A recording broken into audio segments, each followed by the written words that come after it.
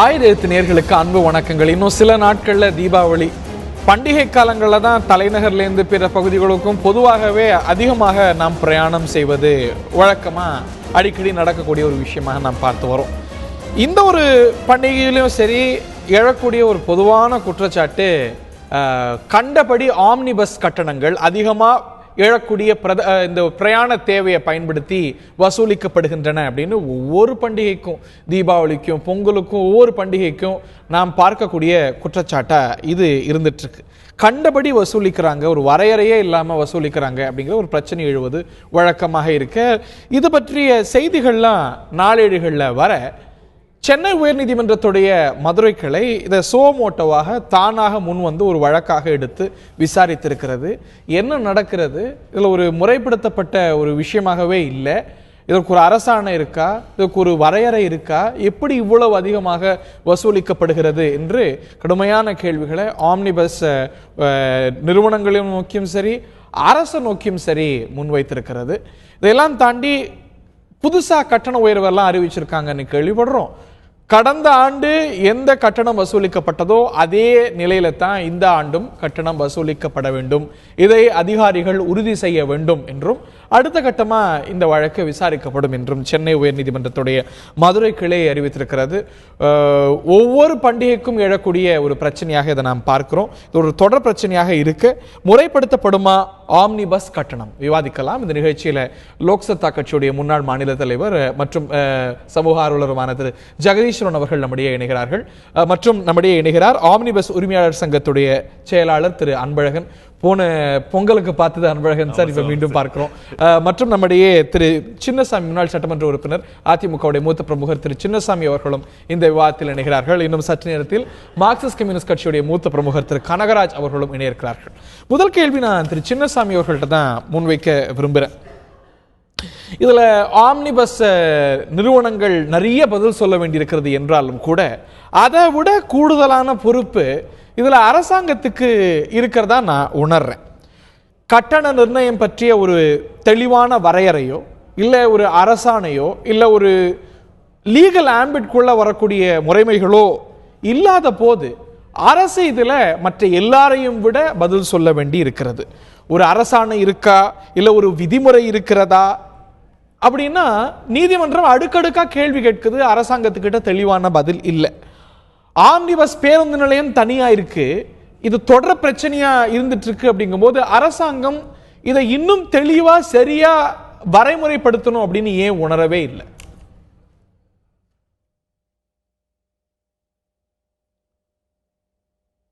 என்னுடைய கேள்வி திரு அதிமுக பிரமுகர் கிட்ட என்னுடைய முதல் கேள்வியை நான் முன்வைக்க வருகிறேன். திரு சின்னசாமி,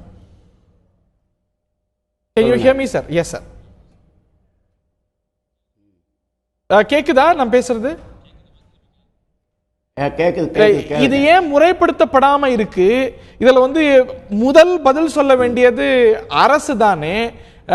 ஏன் ஒரு அரசாணையோ இல்ல ஒரு சட்ட வரையறையோ இல்லாம இந்த ஒரு ஆம்னி பஸ் கட்டணங்கள் தொடர்ந்து இருந்துட்டு இருக்கு? அதுதானே பிரச்சனையுடைய மூலம். ஆமா, உங்களுடைய முதற்கட்ட பார்வைகள் இது சார்ந்து சொல்லுங்க. இல்ல, இதற்கு அரசாங்கம் தானே முதல் பொறுப்பு எடுத்துக்கணும். உங்களுடைய முதற்கட்ட பார்வை இது சார்ந்த விரிவா உங்களோட கருத்தை கேட்க விரும்புறேன். அரசு தான் நடவடிக்கை எடுக்க முடியும். ஏன் எடுக்கல அப்படின்னு நான் புரிஞ்சுக்கிறேன். அரசு தான் சார் எடுக்காம இல்ல. அரசை பொறுத்தளவில் கேக்குதுங்களா? தொடர்ந்து சொல்லுங்க திரு சின்னசாமி, உங்களோட கருத்துக்களை தொடர்ந்து பதிவு செய்யுங்க. அரசை பொறுத்தளவில் இந்த ஆமணி பஸ்ஸினுடைய அமிர்தமிதமான கட்டணத்தை ஒவ்வொரு ஆண்டும் கண்காணித்து அதற்குரிய நடவடிக்கைகள் மேற்கொண்டுதான் வருகிறார்கள். கடந்த ஒரு வார காலத்திற்கு முன்னாலேயும் கூட போக்குவரத்து துறையுடைய அமைச்சர் அவர்கள் ஒவ்வொரு பேருந்தாக ஏறி அந்த டிக்கெட் பரிசோதனை செய்து பெரிய நடவடிக்கைகள் மேற்கொள்ளப்பட்டிருக்கிறது. ஆனாலும் அதை முழுமையாக அந்த ஆம்னி பஸ் முதலாளிகள் அதற்கு செவிசாய்த்ததாக தெரியவில்லை. அரசாங்கத்தை பொறுத்தளவில் நடவடிக்கைகள் எடுத்துக்கொண்டுதான் இருக்கிறார்கள். அந்த நடவடிக்கைகளுக்கு இன்னும் கொஞ்சம் கடுமையாக இருக்க வேண்டும் என்பதுதான் எல்லோருடைய விருப்பமும். ஆனால் அரசு நடத்துகிற போக்குவரத்து கழகங்களில் இன்றைக்கு மாண்புமிகு தமிழ்நாடு முதலமைச்சர் அம்மா அவர்கள் பஸ் கட்டணத்தையே உயர்த்தாமல் மக்களுக்கு சேவை செய்ய வேண்டும் என்கிற சேவை மனப்பான்மையோடு குறைந்த கட்டணத்தில் அரசு பஸ்ஸுகள் இயங்கிக் கொண்டிருக்கிறது. அதை தாண்டிய தேவைகள் இருக்கிறதுனால அது அந்த சேவைகள் தேவைகளுக்கு போதுமானதா இல்லைங்கிறதுனால தான் ஆம்னி பஸ் இந்த அளவுக்கு அவங்களுடைய டிமாண்டும் பெருகுது. நீங்க என்ன சொல்றீங்க? நடவடிக்கை எடுக்கிறோம், புகார்கள் வரும்போது நாங்க போறோம், மினிஸ்டரே பஸ்ல ஏறி போய் பாக்குறாருங்களா சொல்றீங்க.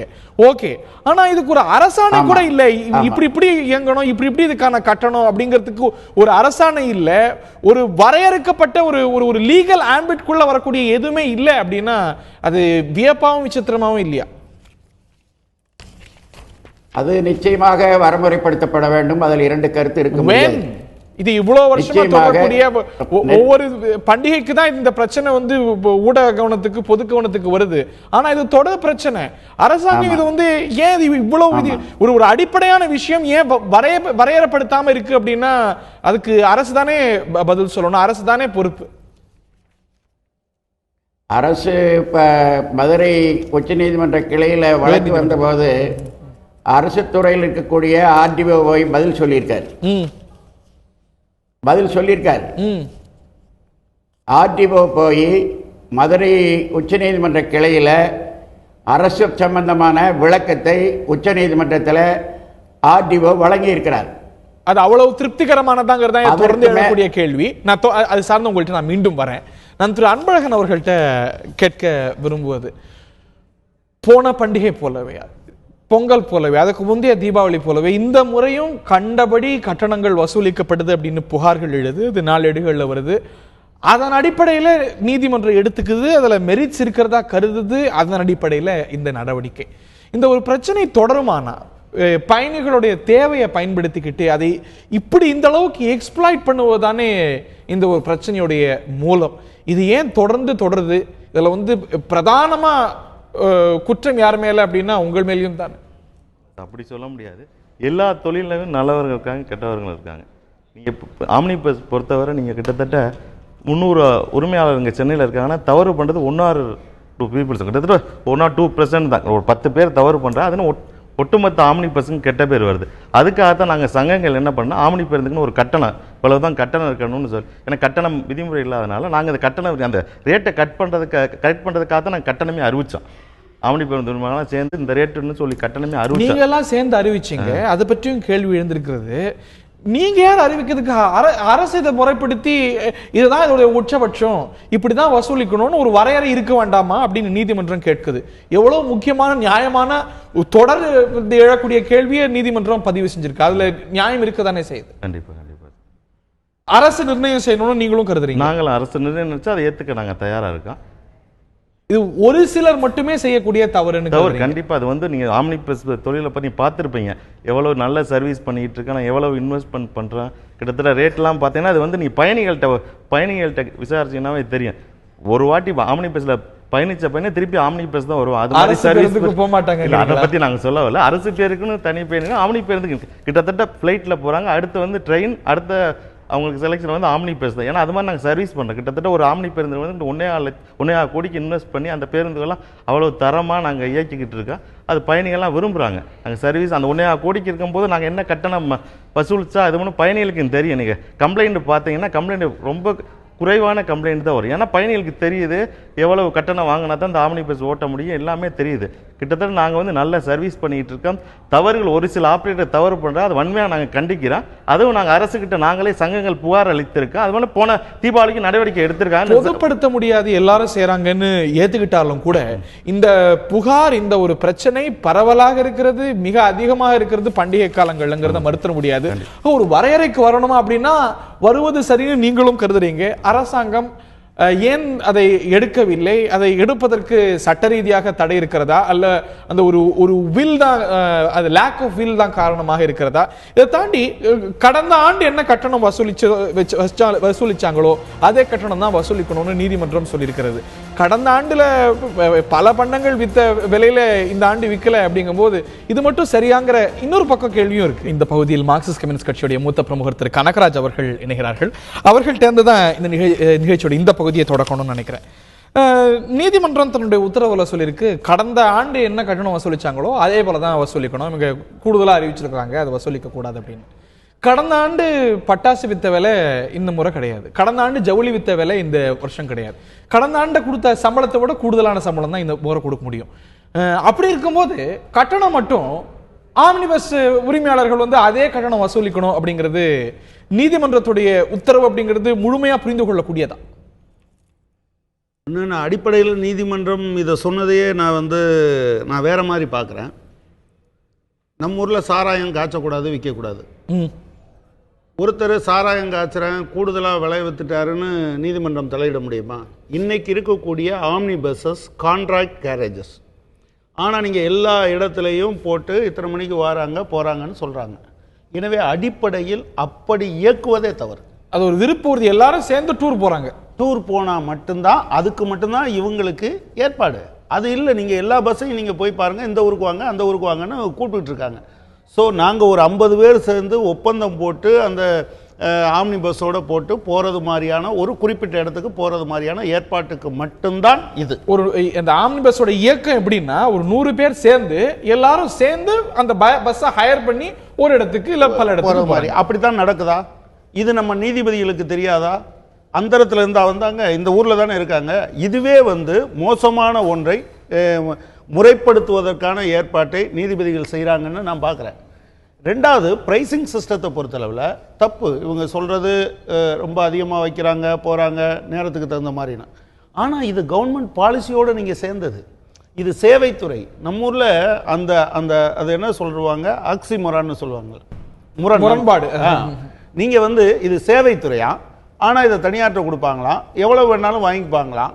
ஆரம்பத்தில் என்ன சொன்னாங்க, பிஸ்னஸ் பண்ணுறது கவர்மெண்டோட பிஸ்னஸ் இல்லைன்னு சொன்னாங்க. ஆமாம். இப்போ சேவை பண்ணுறதும் எங்களோட பிஸ்னஸ் இல்லைன்னா அரசாங்கம் வெளியே போகுது. நீங்கள் ரயில்வேயில் தட்களுக்கு என்ன நியாயம் இருக்க முடியும், பிரீமியம் தட்களுக்கு என்ன நியாயம் இருக்க முடியும், சர்ச் பிரைசிங்க்கு என்ன நியாயம் இருக்க முடியும், சுவேதாவுக்கு என்ன நியாயம் இருக்க முடியும்? இதெல்லாம் ஒரு அரசாங்கம் செய்கிற போது அதை ஒரு கொள்கையாக கடைபிடிக்கிறது. அரசு செய்தால் நீங்க கேட்கலாம், நீங்க என்ன நீங்க சர்வீஸ்னு சொல்லிட்டு பண்றீங்கன்னு.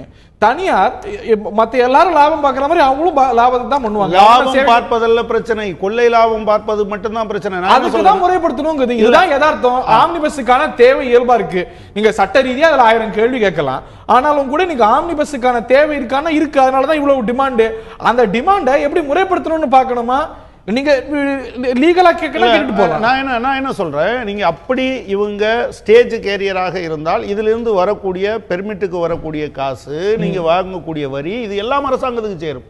இது எதையும் நீங்க பயன்படுத்துறது கிடையாது. இப்ப சார் சொன்னார்னா நல்லா இருக்கும், ஒரு கான்ட்ராக்ட் கேரேஜுக்கு எவ்வளவு இவர் வரி கட்டுறாரு, ஆனால் அது ஸ்டேஜ் கேரியராக இருந்தால் எவ்வளவு வரி கட்டுவார், இதில் வர்ற லாபத்தை அவர் கணக்கில் சொல்றது கிடையாது.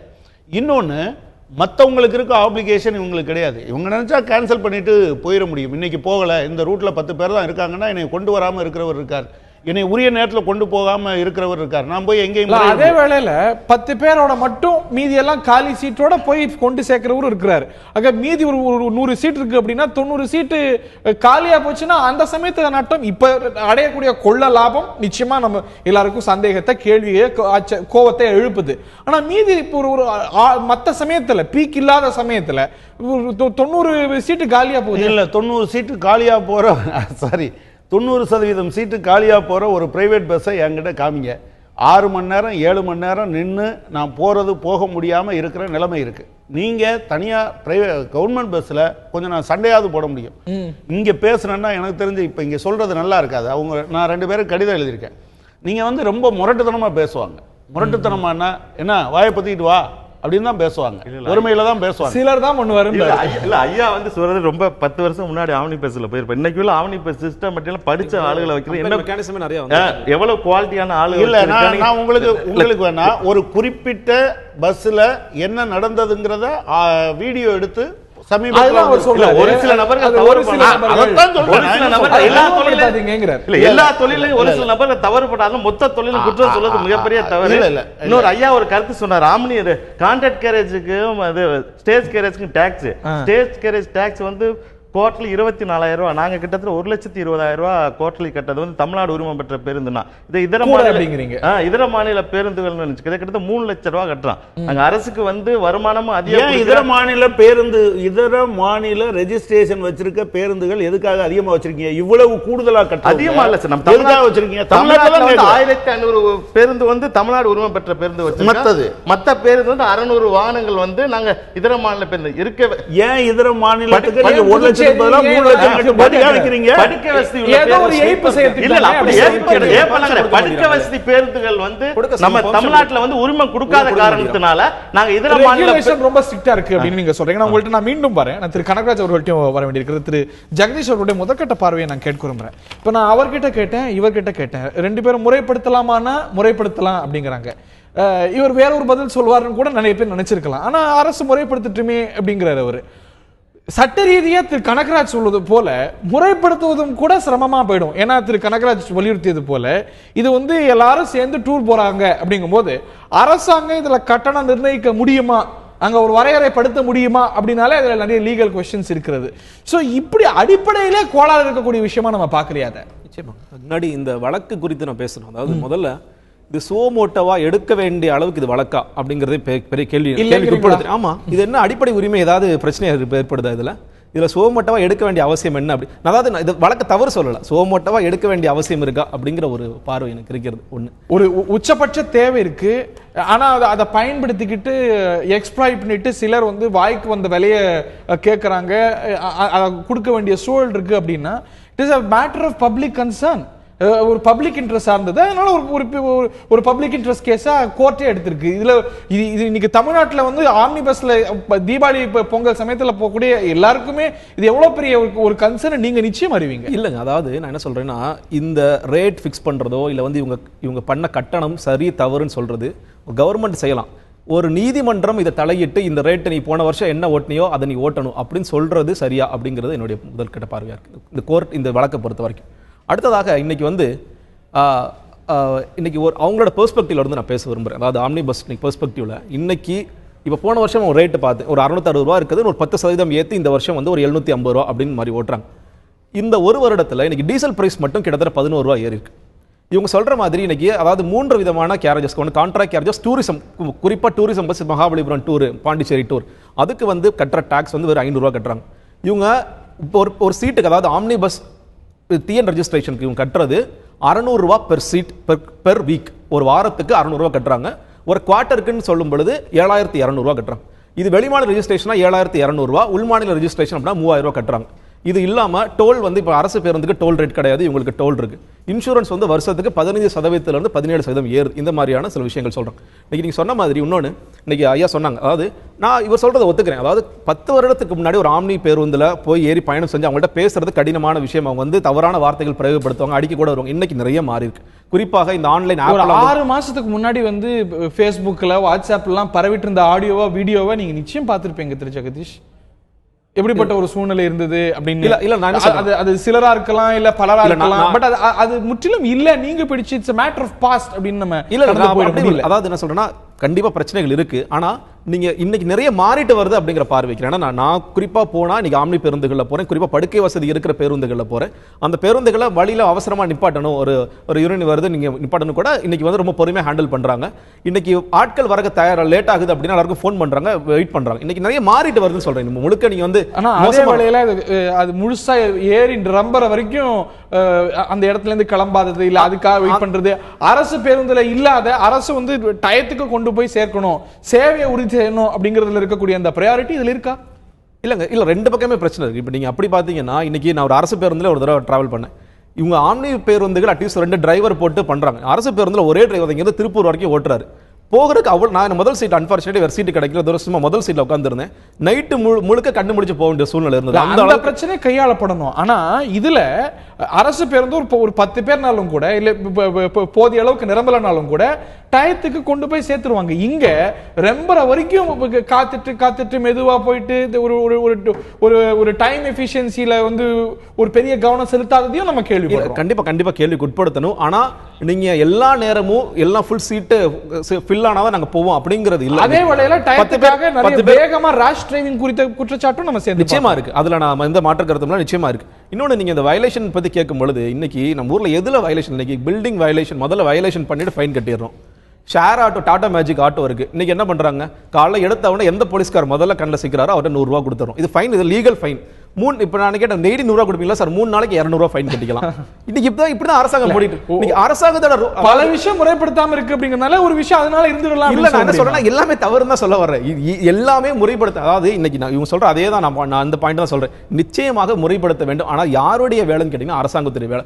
பல வருடங்களாக தொடர்ந்து இது நினைக்கிறேன். இன்னைக்கு ஆட்டோ வந்து ஃபேர், அதாவது மீட்டருக்கு இவ்வளவு கட்டணம் இருந்தாலும் போடாம இருந்தாங்க. அதற்கு பிறகு நிறைய பிரச்சாரங்கள் எங்கள் சமூக பண்ணாங்க, ஊடகங்கள் பண்ணீங்க. அதுக்கு போடுறாங்களா? போடுறது இல்ல. அட்லீஸ்ட் வந்து 25 ரூபா மீட்டருக்கு, ஃபர்ஸ்ட் 2 கிலோமீட்டருக்கு 25 ரூபா, அப்புறம் 10 ரூபா. சில பேர் கேட்கறாங்க. சில ஆட்டோக்கெல்லாம் காட்டுங்க அந்த மாதிரி இருக்கு இல்லையா? அந்த ஒரு டேபிளுக்கு உட்கார்ந்து பேசுற அளவு கூட இன்னைக்கு வரல அப்படின்னு நான் சொல்றேன். இன்னைக்கு வந்து என்ன பண்ணணும், அரசாங்கம் எக்ஸ்க்ளூசிவா பார்க்காதீங்க. ஆம்னி பஸ்ஸுக்கு மட்டுமே இந்த ஒரு முறைப்படுத்தாதது, ஆம்னி பஸ்ஸுக்கு மட்டுமே இல்லாத மட்டுமே உரித்தான ஒரு விஷயமா பார்க்காதீங்க. இட் இஸ் எவ்ரிவேர் அப்படிங்கிற ஒரு பாயிண்ட்டை வலியுறுத்துறீங்க. நிச்சயமா இருக்கு. நீதிமன்றமும் இந்த கேள்வியை, இது சார்ந்த நிறைய கேள்விகளை எழுப்பியிருக்கிறது. நான் அதிமுக பிரமுகர்கிட்ட தான் தொடர்ந்து கேட்க விரும்புறேன். முறைப்படுத்தணுமா அப்படின்னா, ஆமா முறைப்படுத்தணும்னு நீங்களே முதல் பகுதியில் சொன்னீங்க. இவ்வளவு நாள், இவ்வளவு வருஷமா முறைப்படுத்தாம உங்களை தடுக்கக்கூடிய ஆளும் கட்சியை, அரசை தடுக்கக்கூடிய விஷயம் எதுன்னு நான் புரிஞ்சுக்க விரும்புறேன். நீங்க ஒரு நீண்ட இந்த விவகாரத்திலே நீண்ட அனுபவம் பெற்ற ஒரு தொழிற்சங்கவாதி. திரு சின்னசாமி, உங்களுடைய கருத்து? அதாவது பல ஆண்டுகளாக இந்த பிரச்சனை வந்து கொண்டுதான் இருக்கிறது. ஆனால் தனியார் ஆமினி பஸ்களுக்கு கட்டண உயர்வு என்பது இன்றைக்கு பிரச்சனை வலுவாக எழுந்து அது வந்து உச்சநீதிமன்றம் வரைக்கும் இன்றைக்கு சென்றிருக்கிறது. ஆனால் போக்குவரத்து கழகங்களை பொறுத்த அளவில் எத்தனை முறை டீசல் விலை உயர்த்தினாலும் கட்டணம் உயர்த்தாமல் தமிழ்நாடு அரசு மக்களுக்கு சேவை செய்து கொண்டிருக்கிறது. அதே நேரத்தில் டீசல் விலை உயர்கிற பொழுதெல்லாம் அண்டைய மாநிலங்களிலே கட்டணத்தை உயர்த்துகிறார்கள். அதை ஒரு வெற்றியா கருதுறீங்க, மக்களுக்கு அதை ஒரு வெற்றியா கருதுறீங்க, சிறந்த சேவையை கொடுக்கணும் அப்படின்னு. இதுல வந்து சிறந்த சேவை இருந்தா ஏன் இவ்வளவு பேர் ஆம்னி பஸ் நோக்கி போக வேண்டிய, அதற்கு இவ்வளவு டிமாண்ட் கூடுது? சோ ஆம்னி பஸ் உடைய தேவையை அவங்களுடைய வெற்றியா பார்ப்பதா, இல்ல அரசு பேருந்துகளுடைய சேவையுடைய தோல்வியா பார்ப்பதா? அல்ல போதுமான அளவுக்கு கொடுக்கல, எண்ணிக்கையில கொடுக்கல, போதுமான சேவையை கொடுக்கல, அதனால ஆம்னி பஸ் நோக்கி போறாங்க, அப்படித்தானே பார்க்க முடியுது? அதாவது ஆண்டுக்கு 1000 பஸ், 1500 பஸ்கள் என்று தமிழ்நாடு அரசு புதிய பேருந்துகளை தமிழ்நாடு முதலமைச்சர் அவர்கள் இயக்கிக் கொண்டுதான் இருக்கிறார்கள். அப்படியும் பத்தல, ஆனாலும் தேவை பூர்த்தி செய்ய முடியாத தேவையை பத்தல, படிப்படியாகத்தான் செய்ய முடியும். அரசு போக்குவரத்து கழகங்களை பொறுத்தளவில் இன்றைக்கு மிகப்பெரிய நஷ்டத்தில் இயங்கிக் கொண்டிருக்கிறது. அந்த நஷ்டத்தையும் ஈடுகட்டி தொழிலாளர்களுக்கு நலங்களை வழங்க வேண்டிய பொறுப்பும் தமிழ்நாடு அரசுக்கு உண்டு. அதே நேரத்தில் நஷ்டத்துக்கு காரணம் யார்? லேக் ஆஃப் எஃபிஷியன்சிக்கு காரணம் யார்? அரசு தானே. இல்ல, நீங்க ஏதோ தொழிலாளிக்கு கொடுத்தது மாதிரி சொல்றீங்களே. 750 கோடி ரூபாய் தொழிலாளிகளுக்கான டெர்மினல் பெனிஃபிட்ஸ், ஓய்வூதிய பலன்கள் இன்னைக்கு வரை கொடுக்கல. 750 கோடி ரூபாய் இருக்குல்ல, அது உண்மைதானே? 250 கோடி ரூபாய் நீங்க வந்து இன்சூரன்ஸ், செத்து போனவனுக்கு கொடுக்க வேண்டிய இன்சூரன்ஸ் தொகை 250 கோடி ரூபாய் கொடுக்கல. இதெல்லாம் சிஏஜி ரிப்போர்ட்ல இருக்கு. 1000 கோடி ரூபாய் இது நீங்க கூட கொடுத்ததுனால வருது இல்ல. படிப்படியாக நாங்கள் கொடுத்து கொண்டுதான் வருகிறோம். நிதி ஒவ்வொரு ஆண்டுக்கும் 1000 கோடி 500 கோடி என்று தமிழ்நாடு அரசு இந்த துறைக்கு வழங்கி கொண்டுதான் இருக்கிறது. சார், அவங்க கிட்ட போக்குவரத்து தொழிலாளி குடிச்ச பணத்தை போக்குவரத்து தொழிலாளி கிட்ட நீங்க கூட்டுறவு சங்கத்துக்கு, இன்சூரன்ஸுக்கு, அப்புறம் நீங்க வந்து பிஎஃப்ல பிடிச்ச பணத்தை கொடுக்கல சார். அதெல்லாம் எடுத்து இதுல போட்டதா சொல்றீங்க, நீங்க கவர்மெண்ட் கொடுத்ததா சொல்றீங்க. இன்னொரு பக்கம் 750 1000 கோடி ரூபாய் தொழிலாளிக்கும் இன்சூரன்ஸுக்கும் போக வேண்டிய பணத்தை நீங்க கொடுக்கல. இல்ல கன்ஸ்டன்ஸுக்கான காரணம் யார், அதையும் எப்படி கையாண்டதா அப்படின்னு உங்களுக்குள்ள விவாதம். இதை தாண்டி இந்த எஃபிஷியன்சி ஒரு சாமானியனுக்கு பயனாளிக்கு எஃபிஷியன்சி இல்ல அது போதுமான அளவுக்கு சேவையும் அதுக்கான தேவையும் பூர்த்தி செய்யலங்கிறதுனால தானே இங்க தேவை ஆம்னிபஸுக்கான தேவை கூட்டிட்டே போகுது. தேவை இந்த பணம் கொடுக்காமல் இருப்பதற்கு காரணம் கடந்த காலத்தில் 2000 கோடி ரூபாய் கடந்த கால ஆட்சி நஷ்டத்தை உருவாக்கி வைத்து விட்டு போறார்கள். இந்த ஆட்சி புரட்சித் தலைவர் அம்மாவுடைய ஆட்சி படிப்படியாக அந்த கடன்களை எல்லாம் இந்த அரசு கட்டி கொண்டுதான் வருகிறது. அந்த நஷ்டத்துக்கான காரணம் யார்? அட் த மொமெண்ட் நான் விரிவா போக விரும்பல, அது இன்னொரு கட்டத்தில் விரிவா பேச வேண்டிய ஒரு விஷயம் தான், மாற்று கருத்து இல்ல. At the moment will stop at that. கடந்த கால ஆட்சி காரணங்கிறீங்க. ஆனாலும் கூட இன்னைக்கு கர்நாடக மாநில போக்குவரத்து கழகம் அங்க இருக்கக்கூடிய மக்கள் தொகை ஏற்றால் போல சேவையும் அந்த தேவையும் பூர்த்தி செய்வது போல தமிழ்நாடு போக்குவரத்து கழகங்கள் பூர்த்தி செய்யலைங்கிறதானே உண்மையான கசப்பான யதார்த்தம். அதனாலதானே ஆம்னிபஸுக்கான தேவை கூடுது, டிமாண்ட் கூடுது, பண்டிகைக்கு கூடுதலா டிமாண்டும் கண்டபடி கட்டணமும். அதாவது கர்நாடக அரசு டீசல் விலை உயர்கிற போதெல்லாம் கட்டணத்தை உயர்த்துகிறார்கள். ஆனால் தமிழ்நாடு அரசை பொறுத்தளவில் கட்டண உயர்வு என்பது 15 ஆண்டுக்கு ஒரு முறைதான் உயர்த்தப்பட்டிருக்கிறது. அதையும் ஒரு கணக்கில் எடுத்துக்கொள்ள வேண்டும். அரசு தாங்கிக் கொண்டுதான் இது ஆம்னிபஸோட பெருக்கத்தை இந்த பிரச்சனையை ஏத்துக்கலாம். இந்த பிரச்சனையை ஏத்துக்கிறதுனால நம்ம இதை நம்ம சமாளிக்க வேண்டியதுனால இந்த பிரச்சனையை சமாளிக்க வேண்டியிருக்குங்கிறீங்க சார். இதுவரைக்கும் இந்த பிரச்சனை ஆண்டுக்கு தீபாவளிக்கு பொங்கலுக்கு வரும். ஆனால் இந்த முறை உச்சநீதிமன்றம் வரை சென்றிருக்கிறது. உயர் நீதிமன்றத்துடைய ஒரு முடிவு அரசு நிச்சயமாக எடுக்கும். இந்த பிரச்சனைக்கு உச்சநீதிமன்றம் வரை சென்ற காரணத்தினாலே அரசுடைய கவனத்திற்கு சென்றிருக்கிறது. மாண்புமிகு தமிழ்நாடு முதலமைச்சர் அவர்கள் உரிய நேரத்தில் உரிய நடவடிக்கை நிச்சயமாக எடுப்பார்கள். உரிய தருணமா, உரிய நடவடிக்கைக்கான தருணமா, இவ்வளவு நாள் இவ்வளவு பண்டிகை காலம் இவ்வளவு தருணங்களை நீங்க கருதாதது ஏன் தான் நான் புரிஞ்சுக்க விரும்புறேன். முறைப்படுத்தணுமான ஆமாங்கிறீங்க, இவ்வளவு நாள் ஏன் முறைப்படுத்தல? அதுல சட்ட சிக்கல் இருக்கு அப்படின்னா சொல்லுங்க. அதுல அரசுக்கு என்ன சிக்கல் இருக்கிறது என்று அதிகாரிகளை தான் கேட்க வேண்டும். இவ்வளவு வருஷம் கழிச்சு ஆராய்ச்சி முறைப்படுத்த முடியுமாங்கிற கேள்வி முடியும் சார், முடியாது ஒன்றும் கிடையாது. அப்ப ஏன் பண்ணல? நிச்சயமாக பண்ணல. ஆம்னிபஸ் கட்டணத்தை அரசு முறைப்படுத்த முடியுமானா முடியுங்கிறீங்க. இவ்வளவு கேள்வி என்ன? அவர் முடிச்சிட்டு அதாவது ஆமினி பஸ் கட்டணத்தை பத்தி இப்ப பிரச்சனை பெருசாக வந்திருக்குது. இன்னைக்கு இப்ப இல்ல, அரசுடைய கவனத்திற்கு ஒவ்வொரு வருஷம் இருக்குது. அது ஒன்று இதுவரைக்கும் மிகப்பெரிய பிரச்சனையாக வரவில்லை. இந்த முறைதான் மதுரை உச்சநீதிமன்ற கிளைக்கு வழக்காக சென்றிருக்கிறது. இந்த வழக்கினுடைய தன்மையை அரசுக்கு அதிகாரிகள் தெரிவிப்பார்கள். உரிய நேரத்தில் இனிமேல் கொண்டு இது போன்ற நிலைமை வராமல் இந்த அரசு நடவடிக்கை எடுக்கும் என்று நான் நம்புகிறேன். Why wait for it? நான் நீதிமன்றத்தை சோமோட்டோவா எடுத்துக்கிற வரைக்கும் எதுக்காக வெயிட் பண்ணணும் அப்படிங்கிற கேள்வி எழுந்திருக்கு. நான் மீண்டும் வரேன் உங்கள்கிட்ட. நீங்க குறுக்கிட விரும்புனீங்க திரு அன்பழகன். நிறைய குற்றச்சாட்டுல நிறைய குற்றச்சாட்டு ஒரு சில ஆபரேட் பண்ற தவறுகள் தான். இந்த ஊடகங்கள், சில ஊடகங்கள் வந்து இது பெருசு பண்ணி, நான் ஓப்பனாக சொல்லுவேன், சில ஊடகங்கள் இது பெருசு பண்ணி இதில் அரசியல் பண்ண விரும்புகிறாங்க. தயவு செஞ்சு இதுல ஊடகங்கள் அரசியல் பண்ண ஒரு ஆம்னிபஸ் ஓனர்கள் வந்து ஒரு சில ஊடகங்கள் சொல்றேன் ப்ளீஸ், ஒரு சில ஊடகங்கள் சொல்றேன். நீ ஆம்னிபஸ் உரிமையாளர் பத்தி கொஞ்சம் நான் சொல்ல வருங்க. ஆம்னிபஸ் உரிமையாளர் அது சார்ந்த முடிச்சு நான் உங்கள்கிட்ட தான் விரிவா கேட்க விரும்புறேன். ஒரு சில ஊடகங்களுக்கு ஒரு சில அரசியல் இருக்கக்கூடாதுன்னு வச்சுக்கோங்களேன். ஆனா சென்னை உயர் நீதிமன்றத்துக்கு என்ன அரசியல் இருக்க முடியும்? அவங்க தான் இந்த கேள்வி எழுப்பியிருக்காங்க. அதனால தான் thus this debate, thus this question. கண்டிப்பா இதுல உங்களோட கன்சர்ன்ஸ் எல்லாம் வெளிப்படுத்த விரும்புறீங்க முடிச்சு. இல்ல ஆம்னிபஸ் உரிமையானவே பொதுமக்கள்கிட்ட வந்து எல்லாரும் வந்து பெரிய கோடீஸ்வரன் அது மாதிரி ஒரு ஒப்பீனியன் இருக்கு. ஆம்னிபஸ் உரிமையாளர்கள் யாரு?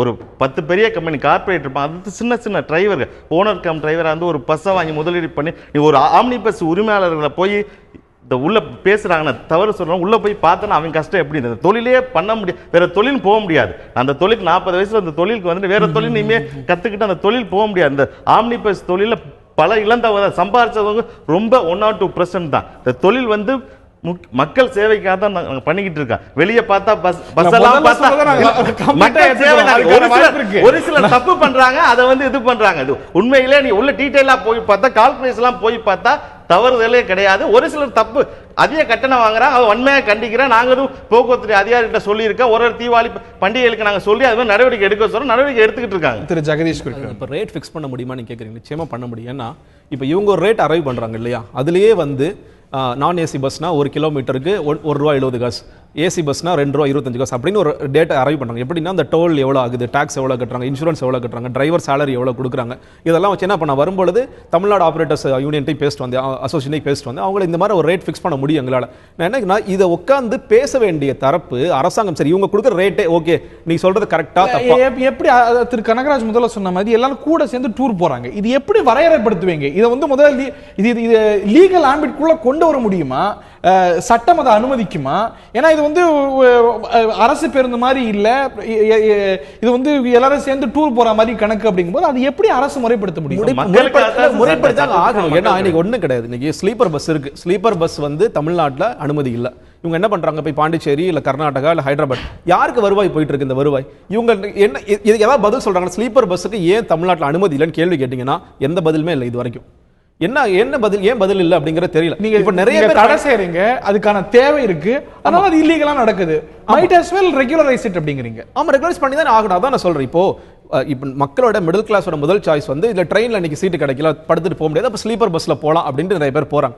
அப்போ எனக்கான அந்த வரி பணமும் வந்து இன்னொரு மாநிலத்துக்கு போயிட்டு இருக்கு. அந்த வரி வருவாயை பெருக்கணும் அப்படிங்கிற ஒரு ஆர்வமும் இல்ல, இந்த கட்டணத்தை முறைப்படுத்தணுங்கிற ஆர்வமும் இல்ல. இந்த அரசாங்கம் அப்ப என்ன செயல்படுது, போக்குவரத்து துறை சம்பந்தமா என்ன செயல்படுது அப்படிங்கிற முக்கியமான கேள்வி இருக்கு. யதார்த்தமும் இன்னைக்கு இருக்கக்கூடிய சட்டங்களும் அதை அணுகக்கூடிய விதமும் மேட்ச் ஆகல அப்படின்னு தும்ப விட்டு வாழ பிடிக்கிறாங்க. நீங்க ஐயா சொல்லும் பொழுது போய் நாங்க நடவடிக்கை எடுக்கிறோம். நீங்க எதுக்கு நடவடிக்கை எடுக்கணும்? நீங்க முதல்ல ரேட் ஃபிக்ஸ் பண்ணி இந்த ரேட் சரி, இந்த ரேட் தான் இருக்கணும்னு சொல்ல வேண்டியதானே. ஒவ்வொரு கஸ்டமர் ஃபோன் பண்ணதுக்கு அப்புறம் நான் ஒரு போக்குவரத்து துறை அமைச்சரே பஸ்ஸுக்குள்ள போய் பார்த்தாரு, அவரே மக்கள்கிட்ட போய் குறை கேட்டார், அவரே போய் கோயம்பேடு, இதெல்லாம் எதற்காக அப்படின்னு நான் கேட்கிறேன். கனகராஜ் அவர்கள்ட்ட கேட்க விரும்புவது, இன்னைக்கு இந்த ஒரு பிரச்சனைக்கான காரணம், இந்த கன்சர்னுக்கான காரணமே இந்த மாதிரி பண்டிகை காலத்துல கண்டுபிடி வசூலிக்கிறாங்களேன்னு. பூ காய்கறிக்கு கூட சாதாரண காலத்துல ஒரு மாதிரி கட்டணமும் ஒரு விலையும், இந்த மாதிரி ஒரு டிமாண்ட் பீக்கா இருக்கக்கூடிய பண்டிகை காலத்துல ஒரு விலையும் இருக்கிறத நம்ம பார்க்கிறோம். மற்ற காலத்துல மற்ற பீரியட்ஸ்லாம் ஒரு பெரிய நட்டத்தை இவங்க சம்பாதிக்கிறதுக்கான வாய்ப்பும் இருக்கிறது. ஸோ அதை ஈடுகட்டுறதுக்கு சில சமயங்கள்ல கூடுதல் கட்டணமும் வசூலிக்கப்படுது. அப்படிப்பட்ட ஒரு விஷயமா ஏன் பார்க்கக்கூடாது? இது ஒரு பெரிய, அவர் சொன்னது போல கொள்ளலாம சம்பாதிக்கிறாங்க அப்படின்னு ஒரு பொதுவான பர்செப்ஷன் இருக்கிறது. ஆனால் ஒரு பட்டியல் எடுத்து பார்க்கும்போது இதனால நட்டத்தை சம்பாதிச்சு பர்மிட்டை கொடுத்து இல்லை இது விட்டு போய் நடுத்தருக்கு வந்த எவ்வளோ தொழிலதிபர்களை நம்ம பார்க்கிறோம். ஸோ அந்த மாதிரி ஒரு இன் பர்ஸ்பெக்டிவ்ல பார்க்கும்போது அவங்களுடைய இன்னொரு பக்கத்தையும் பார்க்க வேண்டியிருக்கு இல்லையா? முதல்ல திரு ஜெகதீஷ் சொன்னதுக்கு சொல்ல வருவேன். அரசு போக்குவரத்து கழகத்தில் பஸ்ஸுகளுக்கெல்லாம் டோல் இல்லைன்னு யார் சொன்னது? அவங்களும் டோல் கட்டிட்டு தான் போயிட்டுருக்காங்க. டோல் இல்லாமல்லாம் அவங்கள விடுறது கிடையாது. யாருக்கெல்லாம் எக்ஸப்ஷன்னு சொல்லியிருக்காங்களே தவிர, அதை தவிர இப்போ மற்றவங்களுக்கெல்லாம் அது அவங்களுக்கும் பொருந்தும். ரெண்டாவது நான் சொல்கிறது, அப்படியெல்லாம் கஷ்டப்பட்டால் இவ்வளோ பெருக்கம் வருமா ஆம்னி பஸ்ஸு? நான் உங்கள்கிட்ட சொல்ல விரும்புகிறது, அரசு முறைப்படுத்தட்டும், இவ்வளவுன்னு ஃபிக்ஸ் பண்ணட்டும், எனக்கு ஆட்சேபனை இல்லை. ஆனால் நீங்கள் ஏற்கனவே சொல்கிறதுக்கு இது அரசும் உடந்தை, எம்எல்ஏக்களாக எம்பிக்களாக அமைச்சர்களாக இருக்கிற பல பேர் இதில் பிரதான பார்ட்னராக இல்லாமல் இதுக்குள்ளே இருக்காங்க. அதனால தான் உங்களுக்கு என்ன பண்ண முடியும், ஒரு கன்க்ளூஷனுக்கு வந்துட முடியுமா? நான் என்னுடைய பேரை வேணா நான் வந்து உங்கள்கிட்ட தனியாக இப்போ நான் கூட சில பேர் நான் இப்போ ஒரு பேரை அவர்கிட்ட சொன்னேன், அவர் சொன்னார் அவர் மூடிட்டாருங்க அப்படின்னாரு. அவரும் வேறு பிஸ்னஸை சேர்த்துட்டார். நான் நீங்கள் வந்து இப்படி ஒரு இதில் வந்து அவர் டிஃபெண்ட் பண்ணுறதுக்கு ஆள் இல்லாத போது சொல்கிறதுல சிரமம் இருக்குங்கிறதுனால நான் சொல்லலை. மற்றபடி இது சார், நான் என்ன கேட்குறேன், உங்கள் சட்டம் இப்படி அனுமதிக்காத போது ஆம்னி பேருந்து நிலையம் என்ற ஒன்றை நீங்கள் கட்டி கொடுக்க முடியுமா? யார் அதை கட்டி கொடுத்தவர் மேலே நடவடிக்கை எடுக்கணுமா வேண்டாமா? நீங்கள் அதுவே தப்பு, அதுக்கு நீங்கள் பஸ்ஸு கட்டி கொடுப்பீங்களா? அப்புறம் அதனுடைய 2வது ஸ்டேஜில் முறைப்படுத்துவீங்கன்னு சொல்கிறது நியாயம் இல்லை. 2வது, அரசாங்கம் திரு சின்னசாமி ஒரு பெரிய தொழிற்சங்க தலைவர், நான் அவர்கிட்ட என்ன கேட்க விரும்புகிறேன்னா, ஒரு அரசினுடைய வேலை திட்டமிடுவது. ஒரு ஒரு ஒரு இவ்வளவு பேருக்கு இவ்வளவு பஸ் இருக்க வேண்டும், இதர போக்குவரத்துகள் வருகிற போது இவ்வளவு இருக்க வேண்டும் என்கிற போது அதில் எவ்வளவு இன்வெஸ்ட் பண்ணணுங்கிறத அரசாங்கம் யோசிக்கணும்ல. கொஞ்சம் தான் பண்ண முடியும் அப்படின்னு சொல்கிறது அது எப்படி சரியாக இருக்க முடியும்? தேவையானதை செய்வதற்கு தானே தவிர கொஞ்சம் தான் பண்ண முடியும்னு அவங்க சொல்ல முடியாது. 2வது, சார் நான் வரும்போது ஒன்று சொன்னார், நாங்கள் வந்து எவ்வளவு ஃபெசிலிட்டிஸ் செஞ்சு தரோம். அதாவது இது ரெண்டுக்கும் ஒரு ரேஷியோ இருக்கணும், ஒரு கனெக்ஷன் இருக்கணும், இர்ரேஷனலாக இருக்கக்கூடாது. நான் என்ன கேட்குறேன், 350 ரூபாய்க்கும் 750 ரூபாய்க்கும் அப்படியே 2 மடங்கு ஃபெசிலிட்டி அது பண்றதுக்கு அப்படி அந்த அளவுக்கான அதிகம் இருக்கிறதா என்பது ஒரு அடிப்படையான டிமாண்ட் சப்ளை தானே. இப்ப ஒரே பூ தாங்க, இது ஒரு பண்டிகை காலத்துல ஒரு வேலை, சாதாரண நாள்ல ஒரு வேலை. அதே பூ தானே, நேத்துக்கு ஒரு வேலை இன்னைக்கு ஒரு வேலை அப்படின்னு நம்ம கேட்கறது அப்ப நியாயம்னு சொல்லிட்டு போங்க. நான் என்ன சொல்றேன், நான் இங்க வண்டியில என் வண்டியில வந்தா 2500 ரூபா தான் வாங்குவேன்னு நீங்க சொன்னீங்கன்னா சட்டமில்லாத நீங்க ஒரு நாட்டுக்கு போங்க. அப்ப சட்டமில்லாத நாடு, சட்டமில்லாத கண்டிஷனை நீங்க ஏத்துக்கொள்றீங்கன்னா என்னைனால முடிஞ்சா இங்க பார் சும்மா என்னை கொண்டு போய் எடுத்து விட்டுட்டு வான்னு ஒரு 4 பைல்வான் கூட்டி கொண்டு போய் விட்டுட்டு வந்தா அது நீங்க நியாயம்னு சொல்லணும். இது எப்படி டிமாண்ட் அண்ட் சப்ளைன்னு சொல்றீங்க? இதுக்கு பேர் என்னது? சட்டத்தை பத்தியெல்லாம் நான் கவலைப்பட மாட்டேன். இங்க பார், நான் இப்போ அவசரமா போகணும், இல்ல அவங்களுக்கு ஒரு சாய்ஸ் இருக்கே, விருப்பப்பட்ட அரசு பேருந்து நாடலாம், இல்ல ட்ரெயின்ல போகலாம். இல்ல சார், இங்க தேவை இருக்கும்போது இங்க வராங்க, விரும்பி தானே வராங்க. யாரும் கட்டாயப்படுத்துறாங்களா? மாதிரி கட்டாயப்படுத்தி யாரையும் கூட்டி போகல. பயணிகள் எல்லாம் விரும்பி, ஒரு சில பேர் ஆம்னி பஸ்ல வருஷ கணக்குல வந்துட்டு ஆம்னி பஸ் வந்தா வேற இதுக்கு போறதே கிடையாது. விருப்பப்பட்டதா எந்த பயணிகளும் விருப்பப்படாம ஆம்னி பஸ்க்கு வர்றது கிடையாது. விருப்பப்பட்டுதான் வர்ற பயணிகளை குறை சொல்ற கட்டணம் அதிகமாக கொடுத்து இதே சேவைகளை அரசு பேருந்து ஒரு நிர்ணயிக்கப்பட்ட கட்டணத்துல கொடுத்தா அங்க போவாங்களா, உங்கள்கிட்ட வருவாங்களா? அங்கதான் போவாங்க. சோ அதனால திரு சின்னசாமி தான் இதற்கு பதில் சொல்லணும். திரு கனகராஜ் எழுப்பிய மற்ற கேள்விகளை சேர்த்து திரு Chinnasamy would like to react. திரு சின்னசாமி சொல்லுங்க. திரு கனகராஜ் சில கேள்விகளை எழுப்பினார், நீங்க அதற்கும் சேர்த்து நீங்க பதில் சொல்ல விரும்புவீங்க. இங்க சேவை சிறப்பா, அரசு சேவை சிறப்பா இருந்தா எதற்காக அதிக கட்டணம் கொடுத்து ஆம்னி பஸ்ஸுக்கு போறாங்க? சார், மக்கள் என்னுடைய தேவைங்கிறது ரொம்ப சொகுசா போகணும்னு நினைக்கிறாங்க. அந்த சொகுசை நீங்க கொடுங்க. என்ன, நாங்களும் முடிஞ்ச அளவு கொடுத்துக்கிட்டு தான் இருக்கிறோம். அரசு பஸ்ஸு நஷ்டத்தில் ஓடக்கூடிய ஒரு கார்பரேஷனில் எந்த அளவுக்கு சௌகரியம் செஞ்சு கொடுக்க முடியுமோ செஞ்சு கொடுத்துருக்குறோம். சார் பேசுகிற போது பண்டிகை காலத்தில் பூ விலை ஏறுது இறக்குதுன்னு சொல்கிறீங்க. விவசாயிக்கு வந்து ஒரு காலகட்டத்தில் வேலை வரும், இன்னொரு காலகட்டத்தில் வேலை இருக்காது. ஆனால் பஸ்ஸுக்கு ஒரே மாதிரி தானே டீசல் விலை இருக்கு. ஆமா, அது பண்டிகை காலத்தில் ஏற்ற வேண்டிய அவசியம் என்ன? அதேதான் கேள்வி. அது ஏற்றக்கூடாதுங்கிறதுல ரெண்டு கருத்து இல்ல. It happens in your watch. ஏற்றக்கூடாதுங்கிறதுல அதுக்கு பதில் சொல்ல வேண்டியது நீங்க. எப்படி ஏறுது, எப்படி ஏத்துறாங்க, எப்படி ஏத்துறதுக்கு தொடர்ந்து சூழல் இருக்கு, வாய்ப்பு இருக்கு. சார், இது பல ஆண்டுகளாக நடைபெற்று வந்த ஒரு நடைமுறை. இன்னைக்கு உடனே நீங்க என்ன பண்ண போறீங்கன்னு நான் கேட்டா, நான் அரசு அதிகாரி இல்ல, நான் வந்து தொழிற்சங்கவாதி, ஒரு ஆளுங்கட்சியை சேர்ந்த ஒரு தொழிற்சங்கவாதி. என்னை பொறுத்தளவில் சொல்றேன், இந்த அரசு இன்னைக்கு இருக்கிற இந்த போக்குவரத்து துறையில் ஏற்பட்டிருக்கிற நஷ்டத்தை எல்லாம் ஈடுகட்டி இந்த அளவுக்கு சேவை செய்வதே மிகப்பெரிய சேவைங்கிறது நான் சொல்றேன். இல்ல நீங்க ஸ்டூடண்ட் பாஸ்க்கான பணத்தை கொடுக்குறீங்களா சார்? ஒரே ஒரு கேள்வி, என்னங்க ஸ்டூடண்ட் பாஸ் கொடுக்குறீங்களா? ஸ்டூடண்ட்க்கு பாஸ் அது வேற எல்லாம் அத கொடுக்குறீங்களா? இல்ல நம்ம பொதுவா போக்குவரத்து பிரச்சனைனா நம்ம நிறைய பேசுறோம். ஆனா இதோட தொடர்பு ஸ்டூடண்ட்களுக்கு கொடுக்குறோம். 60 வயசு முதியவர்களுக்கும் பாஸ் கொடுக்குறோம். இல்ல அதுக்கான பணத்தை அரசாங்கம் போக்குவரத்து கழகத்துக்கு கொடுக்குதான்னு கேக்குறேன். கொடுக்குறாங்க. வருஷம் 350 கோடி 400 கோடி கொடுத்துக்கிட்டு தான் இருக்கிறாங்க. கொடுக்காம இல்ல, சில நேரங்களில் காலதாமதமாகுது, அவ்வளவுதான். கொடுக்கவே இல்லைன்னு சொன்னா அது கம்யூனிஸ்ட்காரருடைய கொள்கை, அப்படித்தான் சொல்லுவாங்க. நான் என்ன சொல்றேன், அந்த சிஏஜி ரிப்போர்ட்ல ஏதோ சொல்லியிருக்காங்க, அதை பாருங்க. பத்தி எனக்கு தெரியும். நான் ஒருவேளை தப்பா இருக்கும், சிஏஜி தப்பா சொல்லியிருக்காரான்னு பாருங்க. நான் எங்களை பொறுத்தவரை என்ன நடந்ததோ எது உண்மையோ அதைத்தான் சொல்லுவேன். சிஏஜி சொல்லியிருக்காரான்னு சொல்லுங்க, அதை பாருங்க. உங்களுடைய கருத்து திரு சின்னசாமி, இது முறைப்படுத்த வேண்டிய அவசியம் தேவை இருக்கு. அரசு நிச்சயம் முறைப்படுத்தும், நீதிமன்றம் எடுத்துக்கிட்டதுனால, அப்படிதானே? அதுல ஒன்றும் சந்தேகம் இல்லை, நிச்சயமாக முறைப்படுத்துவார்கள். Okay, hope so. திரு ஜெகதீஷ், உங்களுடைய இறுதியான கருத்து. அதாங்க, இன்னைக்கு ஐயா சொல்ற மாதிரி நாங்க நஷ்டத்துல தான் இயக்குறோங்கிறார். நான் சொல்றேன், நஷ்டத்திலே இயக்குங்க, தரமாவது இயக்குங்கன்னு சொல்றோம். அரச நீங்க நஷ்டத்துல தொடர்ந்து இயக்கணும்னு முடிவு பண்ணிட்டீங்க, அந்த நஷ்டத்துல தான் வச்சுக்க போறீங்க போக்குவரத்து கழகத்தை. ஏன் நீங்க தரத்தை இன்னைக்கு நீங்க கேட்கிற கேள்வி ரொம்ப நியாயமா இருக்கு. சொல்றது போல இது ஒரு ஆக்சிமோரான் இல்லையா? நஷ்டத்துல எப்படி தரமா இயக்கு அப்படிங்கிறது இல்ல. நான் சொல்றேன், எவ்வளவு நஷ்டத்தை திரு சின்னசாமி கேட்கறது போல அரசாங்கம் எவ்வளவு நஷ்டத்தை அதாவது ஒண்ணு இதை முறைப்படுத்துங்க. இதை முறைப்படுத்துறதுக்கு நீங்க தயாரா இல்ல. நீங்க இந்த வருவாயை வந்து இன்னைக்கு ஒரு டேட்டா சொல்ல கிட்டத்தட்ட 100 கோடி வரைக்கும் வெளி மாநிலங்களுக்கு இது போயிட்டு இருக்கு. இந்த டாக்ஸ் நம்ம கட்டுறது, நீங்க வெளி மாநில ரெஜிஸ்டர் பண்ணிட்டாங்கிறனால இங்க அதிகமா டாக்ஸ் பண்றதுனால என்ன ஆயிட போகுது? அது மறுபடியும் யார் தலையில விடுது? மக்கள் தலையில விடுது. நிறைய நேரங்கள் என்னன்னா, இவங்க கொள்ளடிக்கிறாங்க, உண்மையிலே கொள்ளடிக்கிறது அரசு. ஆனா பார்வை எப்படி வந்துருதுன்னா ஆம்னி பஸ் பேருந்துகள் வந்து கொள்ளையடிக்கிறாங்க. இன்னைக்கு எஃப்சிக்கு போனீங்கன்னா நீங்க லஞ்சம் கொடுக்க வேண்டிய கட்டாயம் இருக்கு. இன்னைக்கு ஒரு பெர்மிட்டுக்கு போனீங்கன்னா லஞ்சம் கொடுக்க வேண்டிய கட்டாயம் இருக்கு. இந்த கொள்ளையெல்லாம் யார் தடுப்பது? இந்த கொள்ளை எதிர்த்து இந்த கொள்ளை தடுத்து யாரும் பேச மாட்டாங்க. இவங்களும் பேச மாட்டாங்க. இவங்களுக்கு வந்து தொழில் நல்லபடியா போகணும், அப்ப யாரையும் பகச்சிக்க வேணாம் அப்படிங்கிற ஒரு இதுக்கு போயிடுறாங்க.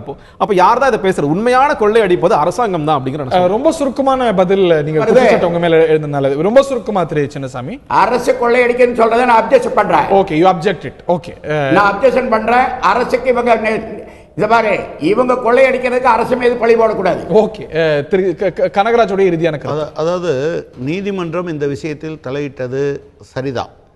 ஆனால் இதனுடைய ஒட்டுமொத்த பரிமாணத்தோடும் சேர்த்து நீதிமன்றம் இதில் தலையிடணும். ஆனால் நீதிமன்றமே எல்லாத்தையும் சரி செஞ்சிட முடியாது, ஒவ்வொரு விஷயத்துலையும் வர முடியாது. அரசாங்கம் கூடுதலாக இதில் கவனம் செலுத்தணும், முறைப்படுத்தணும். இப்போ இருக்கக்கூடிய இந்த முறை ஆம்னி பஸ் இயக்குகிற முறை மோட்டார் வெஹிக்கிள்ஸ் ஆக்டுக்கு முற்றிலும் எதிரானது. அதுக்கு எல்லா ஃபெசிலிட்டியும் செஞ்சு கொடுத்துட்டு ஒன்றை மட்டும் முறைப்படுத்துகிறதுன்னு சொல்கிறது, அதாவது சட்டவிரோதத்தில் பாதியை மட்டும் அங்கீகரிப்பது என்பதாக மாறிவிடும். இறுதியான கருத்து திரு அன்பழகன். ஆம்னி பஸ் கட்டண கொள்ளை ஒரு சில நபர்களை பண்ற தவிர ஒட்டுமொத்த ஆம்னி பஸ் ஒரு சிலர்னே வச்சுப்போமே, ஒட்டுமொத்த பிரச்சனை வருது அப்படிங்கறதுனால இதுக்கு முற்றுப்புள்ளி வைக்கணும், கடுமையான நடவடிக்கை வேணும். அப்படிதான் எல்லாரையும் பொதுமைப்படுத்த முடியாது, யாரும் எக்ஸப்ட் பண்ணல. ஆனா ஒரு சிலர் இது பண்ணால அது ஒரு தொடர் பிரச்சனையா பெரிய பிரச்சனையா இருக்கு. சோ அது எப்படி கையாளணுங்கிறதுலாம் இவ்வளவு கருத்து நீ எல்லாரும் செய்யறாங்கன்னு திரு கனகராஜ் சொல்லல, திரு ஜெகதீஷ் சொல்லல, அவரும் சொல்லலை, நானும் சொல்லல. அப்படி இருக்கும்போது அதை முறைப்படுத்த வேண்டிய அவசியம் இருக்கு. முறைப்படுத்துறதுக்காக நாங்க சங்கங்கள் ஒரு கட்டணத்தை அறிவிச்சு இந்த கட்டணம் வசூலிக்கணும்னு சொல்லி நாங்க இது பண்ணா இதை வந்து நீங்களே இருப்பீங்க, நீங்களே ரெஃப்ரியா இருப்பீங்க. உயர்நீதிமன்றம் சொல்றது அந்த கருத்தை நாங்க இது பண்ணி வரவேற்கிறோம். நாங்க சட்ட விதிமுறை அரசு உருவாக்கினா அதை நாங்க நடைமுறைப்படுத்துக்கு பொதுமைப்படுத்தாதீங்க, முறைப்படுத்த தேவை இருந்தா செய்யுங்க, நீதிமன்றம் செய்யட்டும், அரசு செய்யட்டும் அப்படின்னு கருதுறீங்க. Okay, fair enough. ஆட்டோல வந்து ஆட்டோல வந்து வின் சிச்சுவேஷன் தான் கிரியேட் பண்ணாங்க. இப்போ ஆட்டோக்காரங்க நீங்க சொல்ற மாதிரி மீட்டர் போட மாட்டேங்கிறாங்க வேற விஷயம். ஆனா வின் சிச்சுவேஷன் தான் அரசாங்கம் கிரியேட் பண்ணாங்க. அதே மாதிரி ஒரு சிச்சுவேஷன் எங்க கிரியேட் பண்ணுங்கன்னு சொல்லுங்க. உண்மை. இதுல வந்து முறைப்படுத்தப்படாத இனங்கள், விஷயங்கள், நிறைய சிக்கல்கள், இடியாப்ப சிக்கல்கள் நிறைய சேர்ந்து எழுந்திருக்கிறது நிகழ்ச்சியில விருந்தினர்கள் சுட்டி காட்டியது போல. ஆனால் ஒரு வரையறைக்குள்ள, ஒரு தெளிவான வரையறைக்குள்ள யாருக்கும் பிரச்சனை இல்லாத, அதை ஆபரேட் பண்ற ஆபரேட்டர்கள், பொதுமக்கள், அரசு யாருக்கும் பிரச்சனை இல்லாத ஒரு வின் சிச்சுவேஷன் ஏற்படுத்த வேண்டிய ஒரு பிரச்சனை இருக்கு. இல்லாட்டி அடுத்த பொங்கலுக்கோ தீபாவளிக்கோ இதை பற்றிய ஒரு விவாதம் நடத்த வேண்டிய தேவை இல்லாத அளவுக்கு இது நீதிமன்றமும் அணுகும், அரசும் அணுகும், ஆம்னி பஸ் உரிமையாளர்களும் அணுகுவார்கள். அடுத்த தீபாவளிக்கு, அடுத்த பொங்கலுக்கு இதை பற்றி பேச வேண்டிய அவசியம் ஏற்படாது என்ற நம்பிக்கையோடு நிகழ்ச்சி நிறைவு செய்கின்றோம். நிகழ்ச்சியில் பங்குண்ட விருந்தினர்கள் அனைவருக்கும், பார்த்த நேயர்களுக்கும் நன்றி. வணக்கம்.